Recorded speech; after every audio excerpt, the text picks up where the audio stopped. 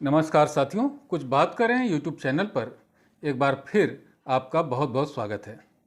आज हम लोग महाभारत ग्रंथ के हवाले से इस बात की चर्चा करेंगे कि महाभारत युद्ध जब समाप्त हो गया तो धृतराष्ट्र का क्या हुआ। धृतराष्ट्र वो पात्र हैं महाभारत के जो अपने पुत्र के मोह में अंधे हो गए थे और उसकी हर अनुचित बात का समर्थन करते रहे। एक तरह से माना जाए तो महाभारत युद्ध होने में धृतराष्ट्र का बहुत बड़ा योगदान है, जिन्होंने अपने पुत्र की अनुचित मांगों का विरोध नहीं किया बल्कि उसका समर्थन किया और अंततः उनके इस अनुचित बातों के समर्थन की फलश्रुति जो हुई वो महाभारत के युद्ध में हुई और महाभारत में युद्ध में बहुत बड़ा विनाश हुआ। तो हमें ये जानने की इच्छा होती ही है कि धृतराष्ट्र युद्ध तो लड़े नहीं थे, युद्ध में मारे तो गए नहीं थे, तो आखिर युद्ध के बाद उनका हुआ क्या। तो महाभारत ग्रंथ जो गीता प्रेस से प्रकाशित है उसके अंतिम खंड यानी छठे खंड में एक अध्याय है जिसका नाम है आश्रम वार्षिक पर्व। तो उसमें धृतराष्ट्र के बारे में दिया हुआ है कि जब महाभारत का युद्ध समाप्त हो गया और युधिष्ठिर राजा बन गए तो उन्होंने, युधिष्ठिर चूँकि धर्मात्मा थे, धर्मराज कहे जाते थे, तो उन्होंने उसी के अनुरूप धृतराष्ट्र का कभी भी अपमान नहीं किया, बल्कि उन्होंने उन्हें महल में पूरे सुख सुविधा के साथ में रखा और उनकी हर आज्ञा का पालन युधिष्ठिर करते थे। युधिष्ठिर ने अपने चारों भाइयों को भी ये आदेश दे रखा था कि धृतराष्ट्र को पिता के समान सम्मान देना है और उन्हें किसी भी तरह से कोई अपमान का बोध ना होने पाए, क्योंकि वो अपने पुत्रों की मृत्यु से पहले ही बहुत दुखी हैं। इसलिए ये सभी भाई भी धृतराष्ट्र का बहुत सम्मान करते थे। लेकिन भीम इसका अपवाद थे। भीम नहीं भूल सके कि धृतराष्ट्र के कारण ही ये महाभारत का युद्ध हुआ। उस सभा में, जिस सभा में द्रौपदी का अपमान हो रहा था, उसका चीरहरण हो रहा था, उसमें धृतराष्ट्र भी उपस्थित थे और अपने पुत्र के इन कुकर्मों को धृतराष्ट्र रोक नहीं पाए, उसका प्रयास भी उन्होंने नहीं किया। इसलिए भीम धृतराष्ट्र को कभी माफ़ नहीं कर सके और सभी भाई युधिष्ठिर सहित भीम, नकुल और सहदेव ये तो सभी बहुत सम्मान करते थे धृतराष्ट्र का, लेकिन भीम कभी सम्मान दे नहीं पाए और भीम हमेशा धृतराष्ट्र को सुना सुना करके उनके ऊपर व्यंग बाण छोड़ा करते थे।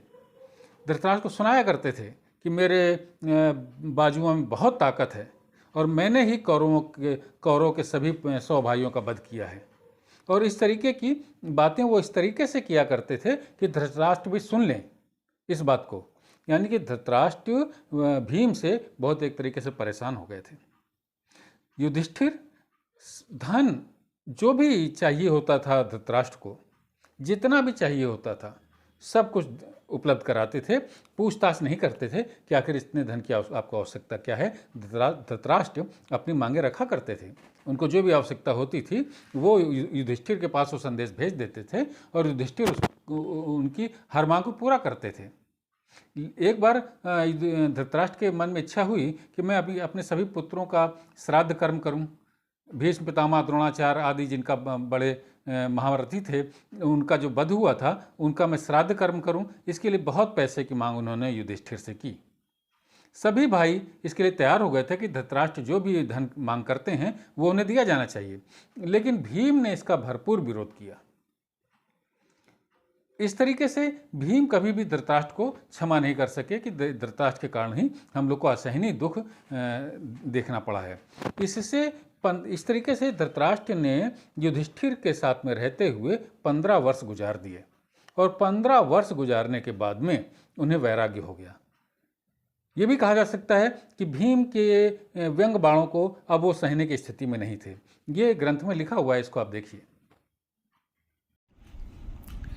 ये देखिए मित्रों, ये भीम क्या कह रहे हैं कि मेरी दोनों भुजाएं चंदन से चर्चित एवं चंदन लगाने के ही योग्य हैं, जिनके द्वारा पुत्रों और बंधु बांधवों सहित राजा दुर्योधन नष्ट कर दिया गया। ये तथा और भी नाना प्रकार की भीमसेन की कही हुई कठोर बातें जो हृदय में कांटों के समान कसक पैदा करने वाली थीं, राजा धृतराष्ट्र ने सुनी। उन्हें बड़ा खेद हुआ।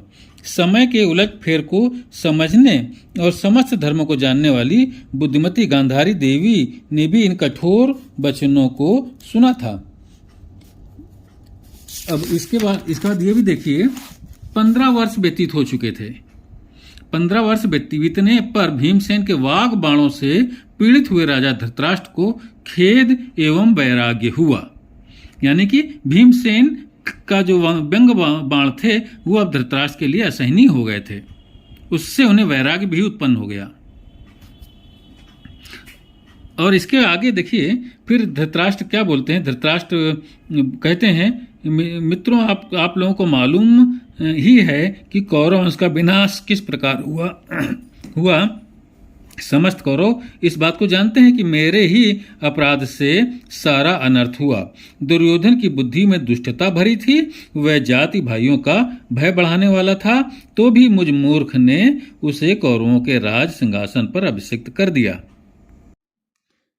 तो देखा साथियों आपने कि भीम कि व्यंग बाणों की वजह से भी उन्हें वैराग्य हुआ, और अपने जो उन्होंने तमाम गलत काम किए थे, अपने पुत्र दुर्योधन की मांगों, अनुचित मांगों को जो उन्होंने मांगा था, जिसके फलस्वरूप महाभारत का युद्ध हुआ, इस सब से उन्हें पश्चाताप हुआ। अपने दोषों का एहसास हुआ कि हाँ, मुझसे बहुत बड़ी गलती हो गई है। तो इस वजह से उन्हें पश्चाताप हुआ और उन्होंने ये निश्चय किया कि अब मैं महल से निकल करके वनवास में जाऊँगा, वन में जाऊँगा। तो वो वन में जाने के लिए तैयार हो गए। युधिष्ठिर ने और बाकी लोगों ने उन्हें बहुत रोका, लेकिन बोले नहीं, अब तो मैं वन में ही जाऊंगा और उपवास करूंगा, तपस्या करूंगा। धृतराष्ट्र के इस आग्रह को युधिष्ठिर ने कई बार टालने की कोशिश की, लेकिन धृतराष्ट्र ने कहा नहीं, अब मेरा इतनी वृद्धावस्था में मैं वनवास ही जाऊंगा। तो 15 वर्ष युधिष्ठिर के साथ रहने के पश्चात धृतराष्ट्र वनवास की ओर से निकल गए। वनवास में उनके साथ उनकी पत्नी गांधारी भी थी। और आश्चर्य की बात यह है, महाभारत में जो लिखा कि धृतराष्ट्र के साथ गांधारी तो थी, वो उनकी पत्नी थी, लेकिन कुंती भी उनके साथ में गई।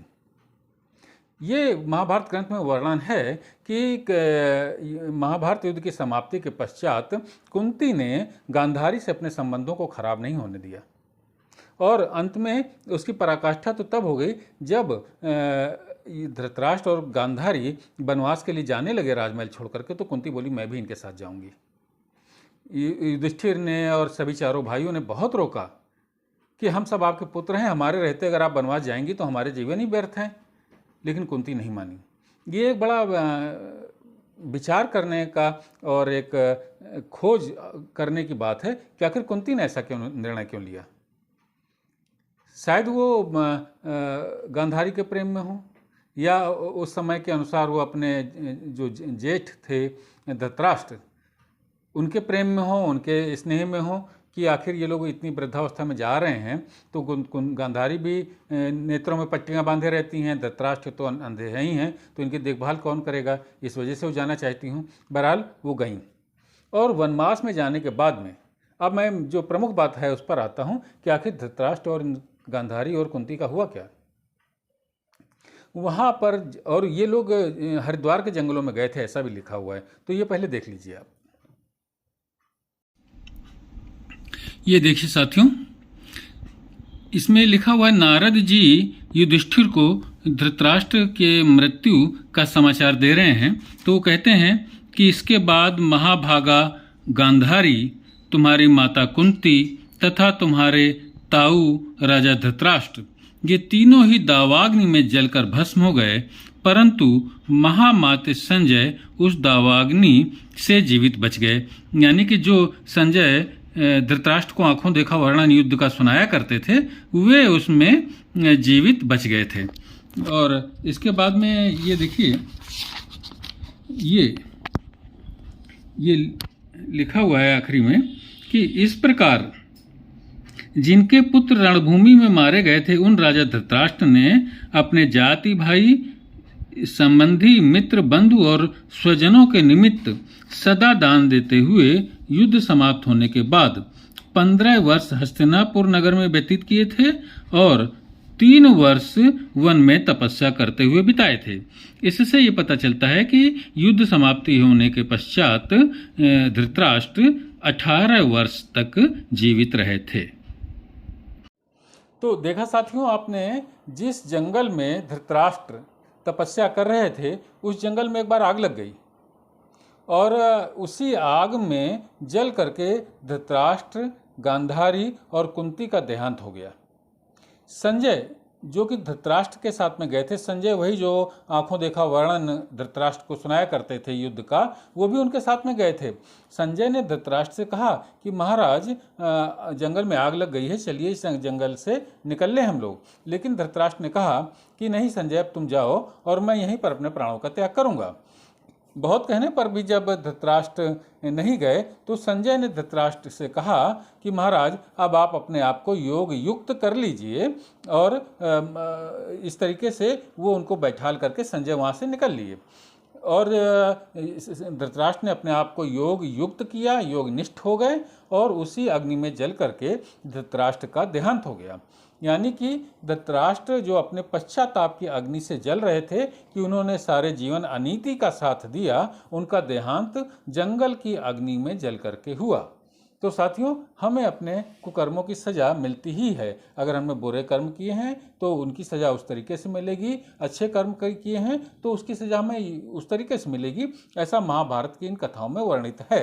यानी अब इससे हमें ये पता चलता है कि धृतराष्ट्र महाभारत का युद्ध समाप्त होने के पश्चात 15 साल तो रहे युधिष्ठिर के साथ में और 3 वर्ष उन्होंने जंगल में तपस्या की। इस तरीके से महाभारत का युद्ध समाप्त होने के 18 वर्ष बाद धृतराष्ट्र का अग्नि में जल करके देहांत हुआ। तो साथियों, आज की चर्चा में बस इतना ही। कल किसी और मुद्दे पर बात करूंगा। अगर आपको हमारे ये चर्चाएं पसंद आ रही हों तो हमारे इस चैनल को अगर आपने सब्सक्राइब नहीं किया है तो कृपया सब्सक्राइब करें, अपनी टिप्पणियों से हमें जरूर अवगत कराएं। जय हिंद, वंदे मातरम।